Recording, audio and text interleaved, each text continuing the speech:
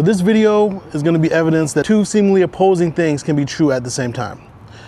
Jobs numbers just came out and they were atrocious. This is the jobs number before the Fed meets in December, and what we're seeing is a softening in the job market.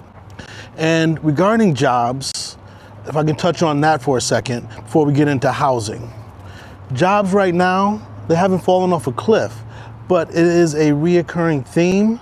And what we're going to see based on the data, I believe we're going to realize we're in a worse position as it pertains to jobs in the United States when it's too late. So as an employee, how can you insulate yourself to make sure you don't get laid off or to have some kind of security if you do get laid off? I have 3 or 4 things. 1, this isn't the time to seek new employment. This isn't the time to go find a new job. Have a job. Hopefully you're tenured. Hopefully you've been there a while, and do your job to the best of your abilities. In addition to doing it to the best of your abilities, cross-train.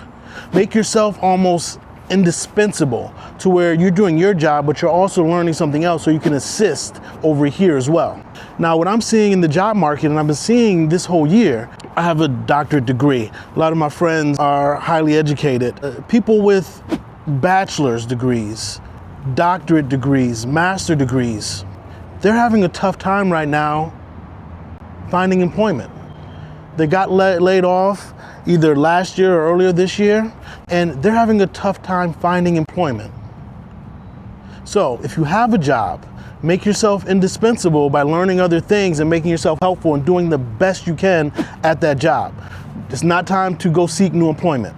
And also, if you've recently changed jobs, do that as well, as far as do the best you can at your current position, but learn other things to make yourself indispensable. Because typically when layoffs come, they lay off the newest hires first. So if you can sort of insulate yourself by learning different things and being almost not a Swiss Army knife, but just more valuable at your job, maybe they will skip over you and, it sounds awful, but fire the other person as opposed to you. Next, when it comes to employment and bills and everything, get rid of your high interest credit card debt, because if you do get laid off, if somebody in your family gets laid off, we want to be able to, I say we because we're in this together, we want to be able to still pay all of our bills, our essential stuff, housing and food. Now, if you can't pay your credit card bills, that's going to impact your credit score. It's going to impact whether you can buy a home, whether you can get a new car loan, whether you can even rent a place. Actually, right now, most places, at least here in the Carolinas, it takes a higher credit score to rent a place than it does to buy a place, which is insane, but it does. Also, if you can, and I understand it's the holidays, you want to spend time with your family, you want to enjoy it, but if you can, take on a second job. We want to stack as much paper as possible.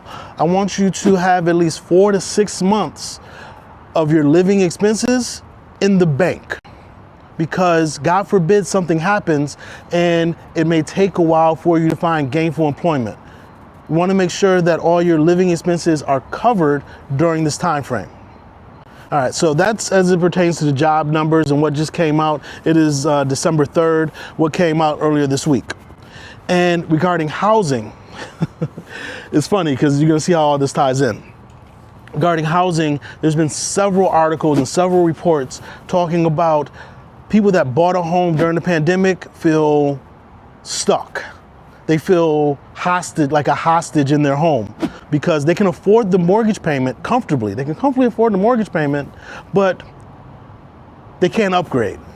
Because if they sell a home and get a home at today's interest rate, they can't afford that comfortably. So they can't upgrade.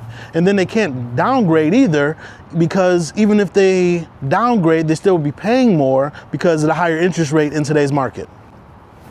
Now, when I read articles and stuff like that, I just laugh, because that is a first world problem. You're telling me you have a home, you own a home, but you're unhappy because you feel stuck in this perfectly fine home because you can't upgrade or downgrade, but the payment is comfortable to where you don't have to stress about paying it.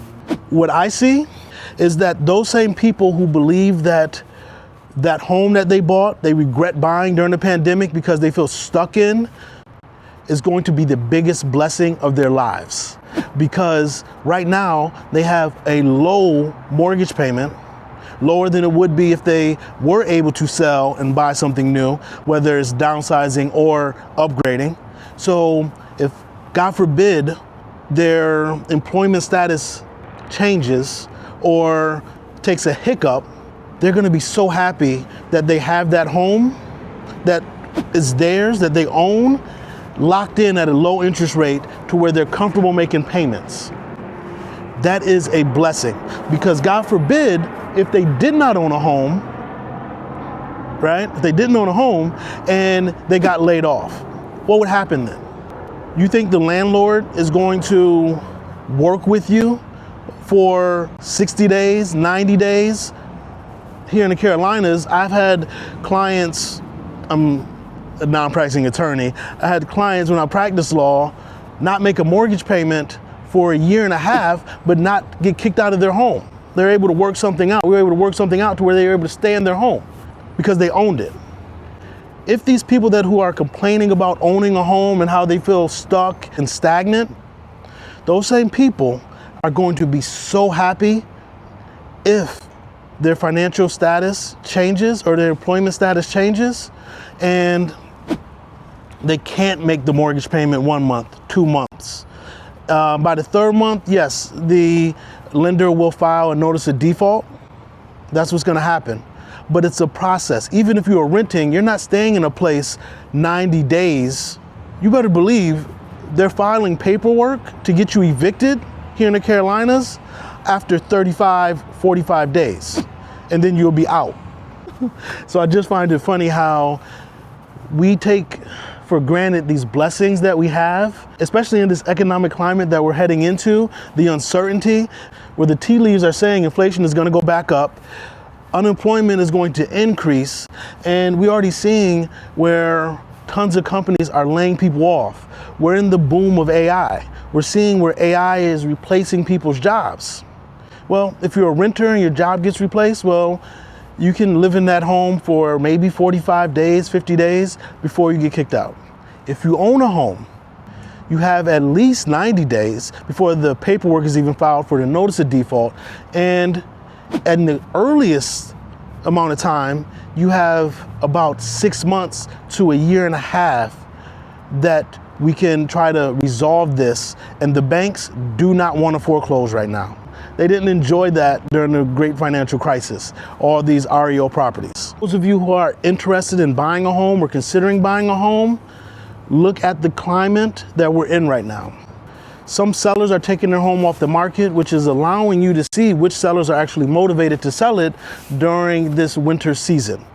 And typically, if they're selling during November, December, January, they are motivated to sell. So we probably can get some very good concessions. And if you're looking at new construction, I know for a fact that builders have inventory and they're offering amazing deals to make your monthly payment affordable. I'm talking about a 3.99% interest rate, a 4.5% interest rate. The 30-year conventional rate just came out today, again, December 3rd, 2025, and it ended today at, talking about the average nationally, at 6.23% on a 30-year conventional fixed interest rate. I'm able to lock people in right now with incentives for new construction. I have buyers buying with interest rates below 5% and getting all their closing costs paid for.